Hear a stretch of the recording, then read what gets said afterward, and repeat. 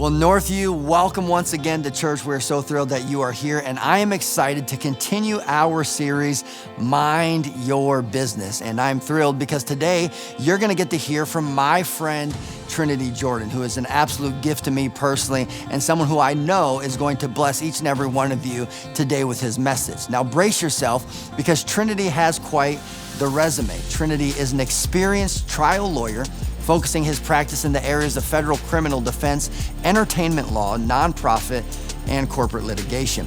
While his practice primarily involves federal law matters, he also regularly represents clients in both the state and federal court.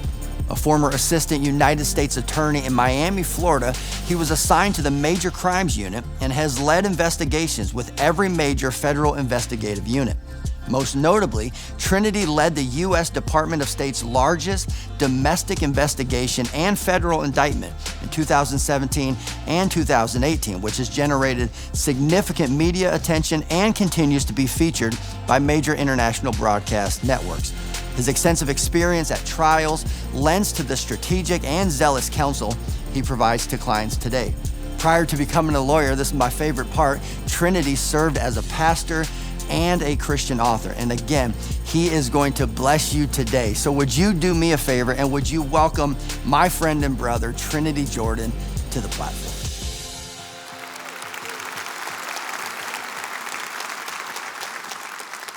Thank you, Northview. It is great to be here with you. Pastor CJ and Kristen are great, dear friends. They're also incredible leaders, and you're blessed to have them as your pastors here. And we're blessed to have them as friends, so it's been great to reunite with them. I haven't been to Indiana much, and so this is the first time in a while that I've been here, and I was on the phone with my wife, and she wasn't able to come with me, and she said, "How's Indiana?" And we live in Salt Lake City, and I said, "It is cold here. It is colder than Utah. Indiana was having a power move on me when I got here to be like, oh, you think it's cold in Utah, huh?" And I also told my wife, and I was like, and they're obsessed with cul-de-sacs here. That's the other thing. Never seen so many circles. It's great to be here. Here's what I want to tell you. I'm a terrible preacher. I'm terrible. So if you want good preaching, come back next week. I like to tell stories, and I feel like I'm a good teacher. And so I just want to share with you some stuff this morning and talk to you. And I'll answer a few questions right out of the bat. First of all, yes, my name is Trinity. I didn't change my name because I became a Christian. There were some old Italian spaghetti westerns, and the cowboy's name was Trinity. My dad saw those movies. I was doing pronouns long before it was cool. Calm down. So here, from sixth grade to my senior year in high school, I grew up in Italy, but from sixth grade to high school, senior year, I lived in a different state and went to a different school. And my senior year of high school, we moved to, of all places, Utah. Now, this might be lost on you. Don't worry, I'll get you there. My name's Trinity in Utah. I don't know if you know, there's quite a few Mormons in Utah, Central Hub. And Mormons don't believe in the theological concept of the Trinity. So basically, my name was, hi, I'm not Mormon, right? No blending in, none. And so my senior year of high school, my parents got saved at a church plant that was there in Utah. Got saved, they got baptized at a YMCA pool, and they forced me and my brothers and sisters to go to church. And I gave my life to God in my senior year of high school. And one of my teachers at my high school, she's obviously Mormon, they're all Mormon, she would pull me aside and she would ask me questions like, tell me about your faith. What do you believe? And she would talk to me about her faith and what she believed. I know some of you are like, what? You could do that in public school? It's Utah, people. They can do whatever they want. And so she would do this, and I remember one time, well, several times, it wasn't one, it was multiple times, she would say stuff to me. She was like, I've got a daughter that's your age. You should meet her. She goes to this other high school. You should meet my daughter. And I was thinking, this teacher's trying to pawn her daughter off on me. I'll bet you she's ugly. I was like, woof. That's what I was thinking. And then I went to this event where it was like all these high schools were coming together, and my teacher was a chaperone, and she had her daughter there, and I saw her daughter, and I was like, jackpot. So I was like, hey, my name's Joe Smith.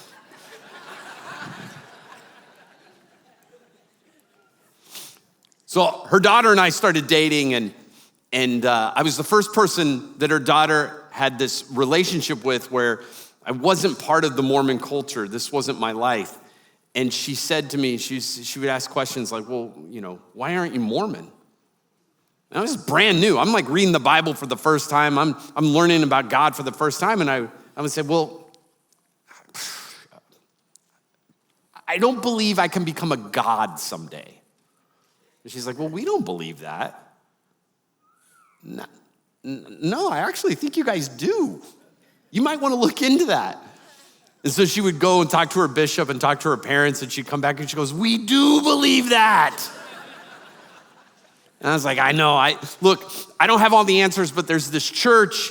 Why don't you come with me on a Wednesday night? So she came on a Wednesday night, and she will tell you this out of her own mouth. It was that Wednesday night service.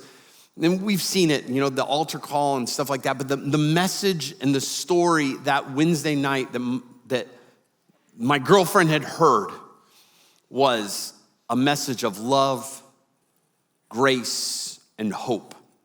It was the first time she heard this message of love and hope and grace. And so she raised her hand and she gave her life to Jesus that night. Her mom hated me after that. And then we got engaged in the middle of college, and her mom really hated me. Like, you think you have problems with your in-laws? I'm just kidding, they're great when they're asleep. But,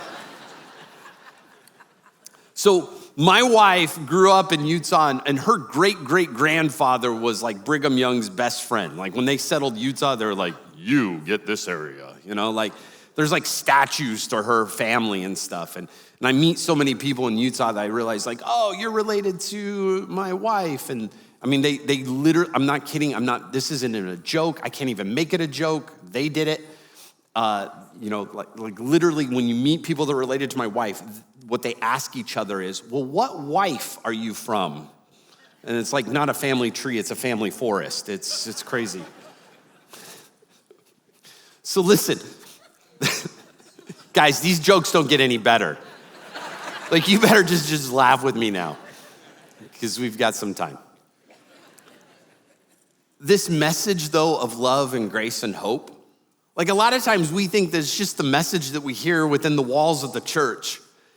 And it's just presented from the stage, that it's just this theological expose that we kind of get in books or we get lectured to, and we sit and we listen, and that's the message. And here's where it lives. But that's not true. This message is in each and every single one of us. It lives in all of us, this message of hope and love and grace. And that message isn't just here, it's wherever you are, where all of us are. And you are not where you are on accident. None of us are. You're not at that school, you're not in that job, you're not in that neighborhood. You're not there on accident. You're there because God placed you. Like God's not shocked where you're at. Like God's not going, Trinity is a lawyer? Whoa, didn't see that one coming. No, most of us, this is the majority of us, we have the jobs that we have because we have to. Some of us are lucky and we have the jobs that we have because we want to. But it doesn't matter if you have to or you want to, God has placed you where you are on purpose. Has placed you. And you know what? I'm doing the magic trick with the cards facing up. I'm gonna tell you how this sucker ends, okay? You are placed there because you are plan A. There is no plan B. And this message of hope and grace and love, the way the world hears that message is us, where you've been placed. You are plan A for hope and grace and love. You are. So listen, I'm gonna tell you the story, this study that was done, and tell you how powerful hope and love are. And I don't condone, the killing of animals, but this study that was done is they would take lab rats and they would put them in glasses of water, and they would time to see how long. I mean, the rat is going to drown. It is going to drown in this water. There's no way out. But they would just time it to see how long it would take for them to just give up and eventually drown. 15 minutes. That's what it was, 15 minutes. And they'd do the study over and over and over. Lab rat would die after 15 minutes in this glass of water. But what they would start to do, and then they would take lab rats and they'd pull them out at 14 minutes. They would pull them out, they would dry them off, they'd give them a little food to eat, they'd pet them, give them some love, and would throw them back into the glass. See how long it's gonna take for them to just give up and die. Just give up and die. Because the studies all showed 15 minutes, but when they were shown hope and they were shown love, 60 hours they would go. This is because within God's creation, it is ingrained in us to attach ourselves to hope and love. It's in our DNA, in all of God's creation. It is powerful. And you, me, us, we're plan A. We're how that message gets out there. We bring it in every situation we find ourselves. You heard that crazy long intro that I listened to it, and I'm like, that guy is boring. Like, I need to go do something fun. But yes, I was Assistant United States Attorney for the Southern District of Florida, based out of Miami, Florida, and I served in that position. And at the very end of it, they were having like the going away parties, and when I was resigning from that position, and I was at this going away party, and all these defense attorneys in town showed up to my going away. And one of my colleagues pulled me aside, and they're like, we've never had defense attorneys show up when we're saying goodbye to the federal prosecutors like that. Like, you must be like mean or something. And they're like, thank God he's leaving. And one of the defense attorneys scheduled a meeting with me, and he was sitting down talking to me, and he goes, you know what? I always knew there was something different about you. And everybody knew I was a Christian, not because I was like running around like street preaching or, had a bumper sticker on my car that said Jesus, or had a shirt that looked like the Sprite logo but said Spirit, They knew I was a Christian because I just shared my perspective from the biblical standpoint and just shared my life with them. And it was just natural. But this guy, he said to me, Trinity, I knew there was something different about you, so I Googled you. And I saw that you're a pastor and you preach. I was like, And he said, you know what? I just want you to know, I saw you preach your Jesus long before I ever saw you preach your Jesus. I was like, man, thanks. And then it was like the next day I was in federal court, and I was in front of one of the federal judges that I had multiple trials in front of, and it was right before the hearing, and she's like, Mr. Jordan, I Googled you. Yes, Your Honor. And she said, I hear you're leaving us, so I wanted to Google you and find out what you were doing next. Because these positions are very political positions that I was resigning from. So usually, people are working their way up the ladder somewhere to be a senator or something, be in the White House. And I said, yes, Your Honor. And she said, I see that you're a pastor. I said, yes, Your Honor. And she said, well, I just want you to know that didn't shock us here because you were the most loving person I've ever seen in my courtroom.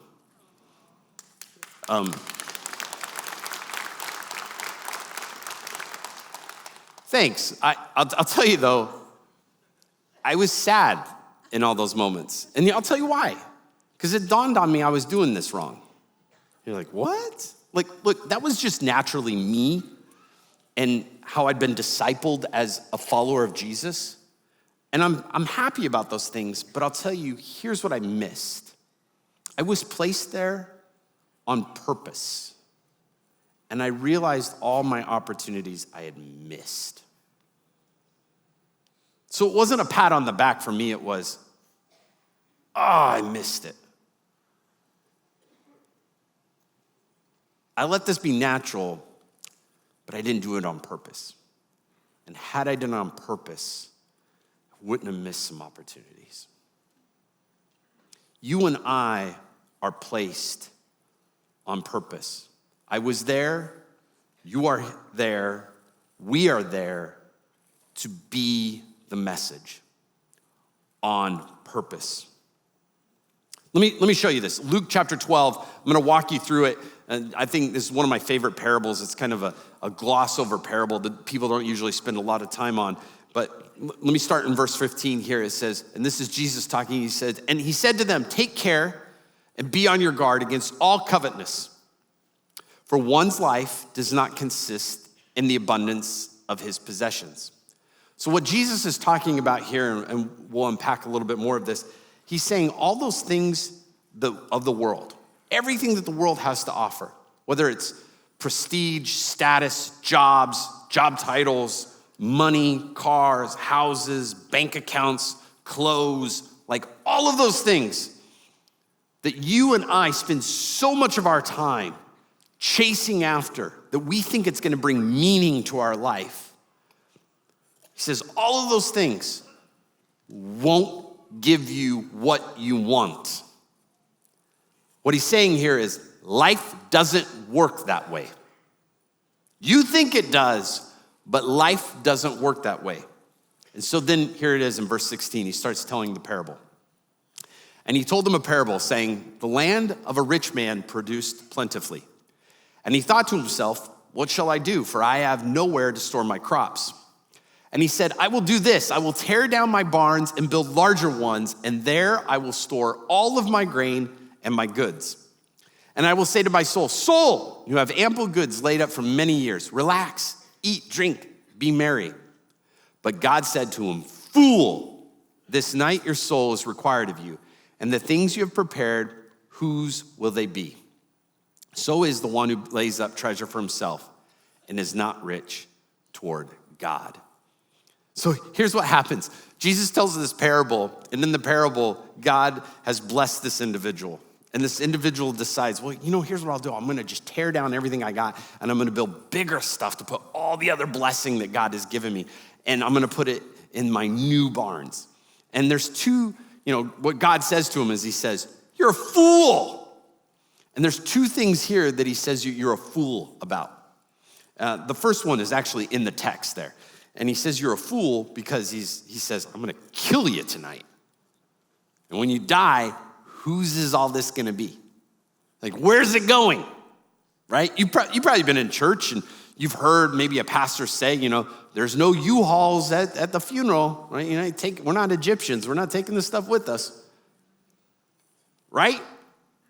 So that's the first way that God says he's a fool. Now, the second thing he says he's a fool about is it's intrinsic within the text.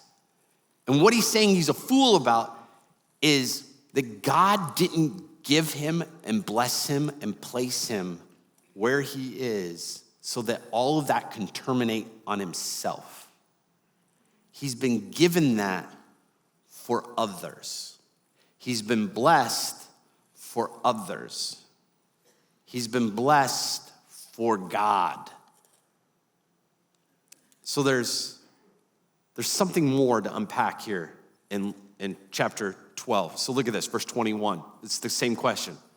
So is the one who lays up, that's the theology according to Elmer Fudd. So is the one who lays up treasure for himself and is not rich towards God. What does it mean to be rich towards God? Look at this. We jump 10 verses to 31. Instead, seek his kingdom, and these things will be added to you. Seek his kingdom, and everything that you've been searching for, everything you want, beauty, meaning, purpose, will be given to you. In fact, if you read all of Luke 12, you sit down, it'll take you a few minutes. It's nothing time to do. He talks about the idea of like the flowers being clothed and not worrying about clothing. And he talks about being fed and being taken care of. And he uses a raven as the example. I mean, a raven is a rat with wings, right? Come on, admit it. Nobody goes bird watching for ravens. And Jesus is like, look, even God takes care of the rat with wings. He's gonna take care of you.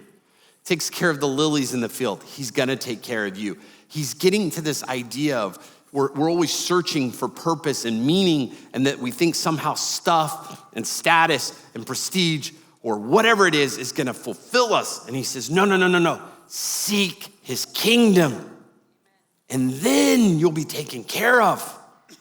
You're gonna have all that meaning and beauty, all of that, the abundance of life. Seek his kingdom. Like going after God is more important than the things of this world. So, I don't know if you know this, but anytime you see the vice president or the president of the United States outside of Washington, D.C., and they have their motorcade, there's always an assistant United States attorney that's assigned to the motorcade. And so I've been in the motorcades several times, and I worked in the Obama administration and into the Trump administration. Super relaxed times in government, super relaxed. Very easy. And so I've been in those motorcades, and one of our presidents during those administrations had a couple houses down there in South Florida. So those are a lot of motorcades. And I think I already said this weekend several times that I don't know if I'm supposed to tell you, but I'm sure somebody will call me and tell me, you can't say that. If I be like, well, it's online. But usually it's like the third car back from the limousine where the president is. That's called the Beast. I don't know if you know that. That's what the limo's called that the president's in.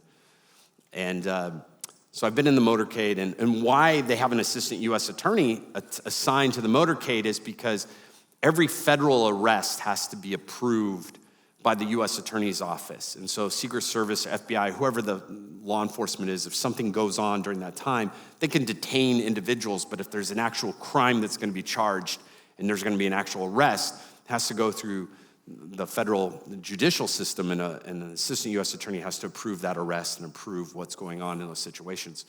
And so I was that individual in the motorcades, and so usually that third car, you'd have Secret Service detail that's coordinating with the rest of the Secret Service detail, and then you'd have whoever is in charge of local law enforcement would be in that vehicle, and then there would be me. And the very first time that I was ever in these motorcade, it was a fun time, because I don't know if you could tell, I like to tell jokes, I like to joke around, I like to have fun with the people that I'm around, and so I'm always joking around with the Secret Service, because it's such a boring job. They just stand around like nonstop, like literally so boring. And so they just need a good joke every once in a while. And I'm hanging out with these guys and joking with them, and they said, like, Trinity, how does it feel to know that if anything goes down, we're all turning to you and you're in charge? I'm like, we are all doomed. And they'd be like, Trinity, are you willing to take a bullet for the president? No. Did not sign up for that. Not in the job description.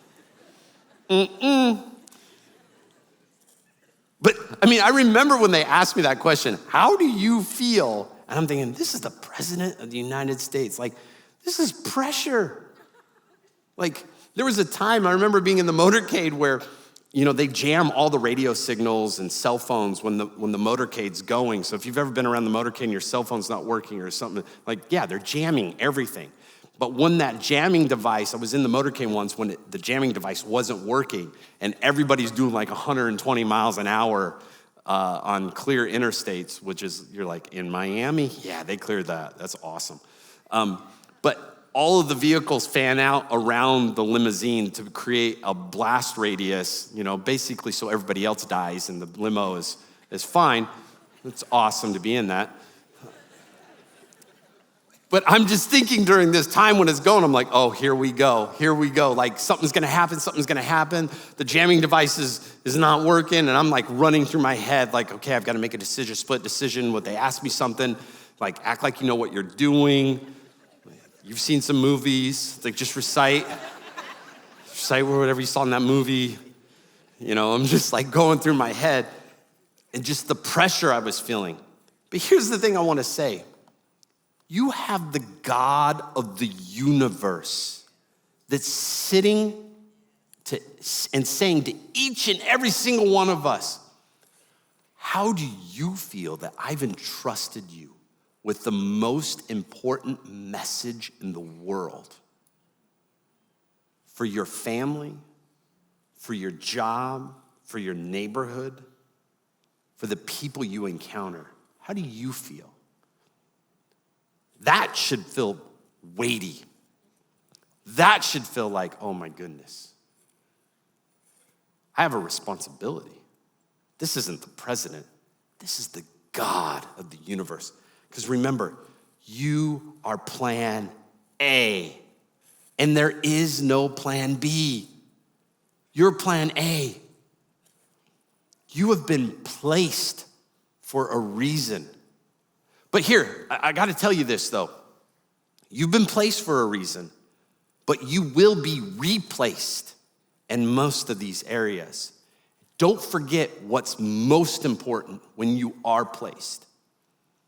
This is the first time this weekend that I've ever shared this, but for 18 months, the last 18 months that I was an assistant U.S. attorney, my marriage was falling apart. It was done. And my wife said, no more Miami. I'm moving back to Utah. And so my wife and my kids were in Utah. And for 18 months, I flew back and forth between Salt Lake City and Miami every weekend. 6:30 p.m. flight from Fort Lauderdale. I would take it to get home to Salt Lake City. I'd get there almost 10 o'clock at night. I'd be there for the weekend. Sunday night, I would take a red eye that would leave at almost midnight, get me to Miami International Airport, close to 5 a.m. I would Uber to our condo that we had. I would take a shower, drink 5 cups of coffee. And I would go to the office and I would work my guts out Monday through Friday, and I would do it again. And I did it for 18 months. 18 months.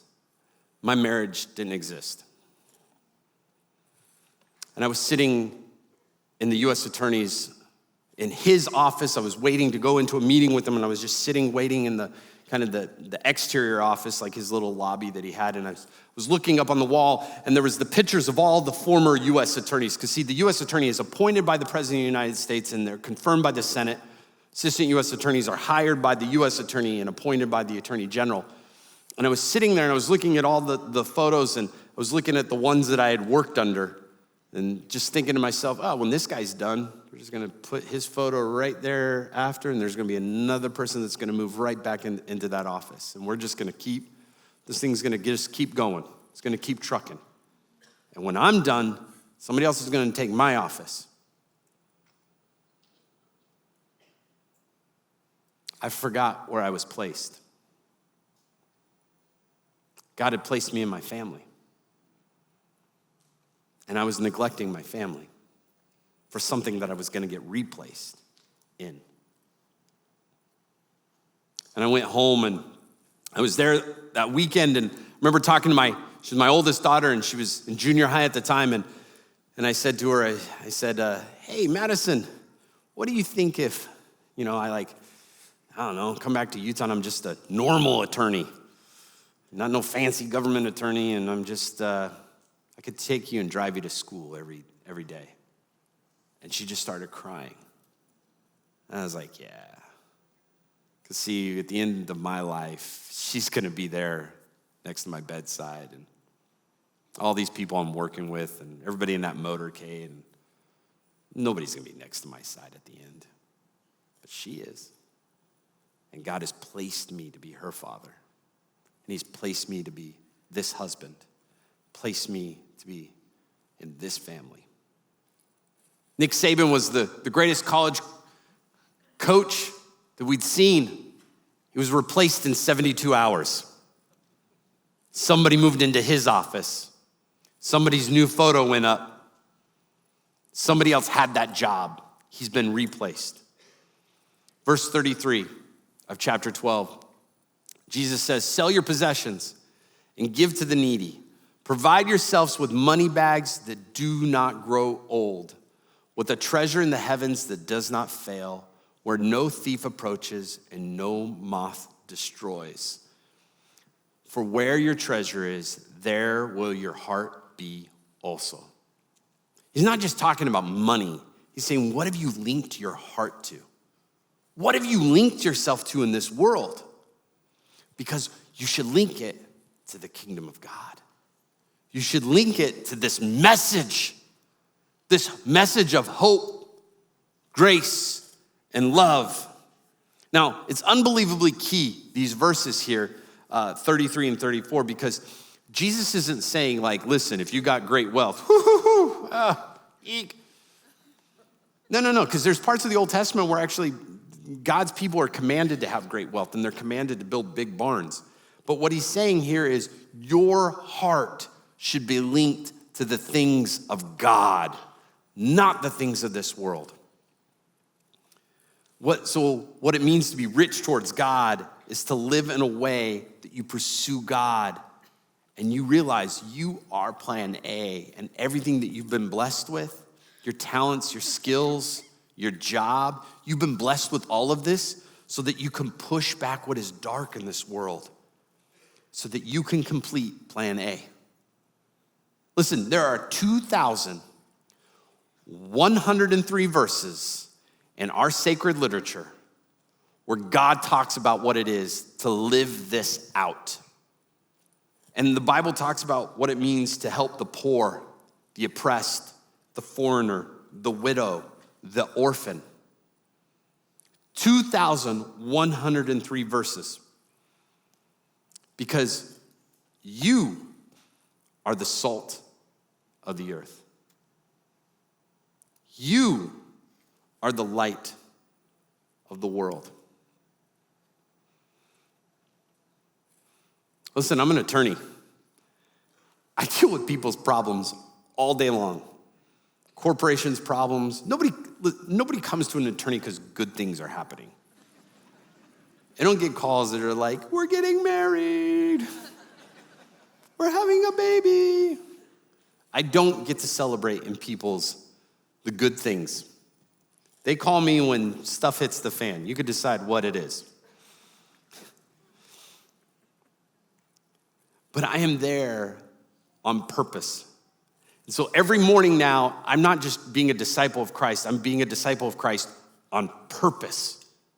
And so when I drive to my office every morning, I pray, God, my encounters today, the conversations I'm gonna have, the people I'm gonna be with, the judges I'm gonna appear in front of, the clients I'm gonna meet with, the CEOs I'm going to be working with, God, whoever it is, I'm having those conversations because you have placed them in my life. God, let me see what I need to see. Let me hear what I need to hear. And let me go into every single one of those meetings on purpose. Yeah, I'm completing a job, but I know my assignment. I'm there on purpose. One of my great friends, a former FBI agent, and I talk to him literally every week. He's retired FBI agent. He was actually embedded at Ruby Ridge. He was undercover at Ruby Ridge. And some of you are like, Ruby, what? Google it. And I talk to him every week, and I mean, he looks like he came out of Central Casting, and they were like, Ruby Ridge, like, go. He looks militia, Idaho militia, 100%. And he tells me the stories about being undercover there and doing his job and living the life, but being undercover. I mean, like, that's what it is for you and I in this world. We're just undercover. We are placed here by God, but we got a purpose. We are placed here to do a job. Even though we got a job, we got another job. And we need to remember that. There's 2,103 verses that say what it means to follow God, to live this message out, what it looks like to have God's heart, what it looks like to be plan A here in this world. It's open-handed living, where you and I work for, give for, use our influence for plan A: hope, grace, and love. Listen, later on, Jesus will say stuff like this. He'll say, don't be like the Gentiles. The Gentiles use power and influence to lord over others. You're not going to be like that. You're going to use all that we've given you, all that God has blessed you, for God, for others. And so when we work, when we're in our jobs, we should reflect God. And you need to know this, that you have been gifted and you have been given by God to push back what's dark in this world. And I know it's cool right now. Like, the cool thing to do as a Christian is to like criticize the world, criticize all the junk that's going on. And there's a lot of junk. But guys, the dark is dark on purpose. We're criticizing the dark for being dark. Duh. It's dark. Be the light. Don't be shocked that the dark is dark. It's not of God. It shouldn't be reflecting anything like God. You reflect God. You be the light. You be the salt. And realize that your jobs, the stuff that you've been blessed with, that wasn't given to us so that it might terminate on ourselves. It was given to us to be plan A. Let's pray. Dear Heavenly Father, I thank you for just this reminder, the pep talk that we all need, that we have been sent with a purpose, that we are plan A, that you have placed us in our jobs and our work and our schools and our communities and our families for a purpose. Remind us of that purpose. Let us live that love and hope and grace out. God, help us to give this message to the world around us that so desperately needs to see the light, that so desperately needs salt. I pray that as all of us go forth after hearing this message, after seeing this message, God, our interactions would come with a different mission. And that's knowing that we have the greatest message in the world instilled upon us to carry. I pray that you would bless all of us in this mission, in this plan. In the name of Jesus Christ, we pray. Amen. Thank you.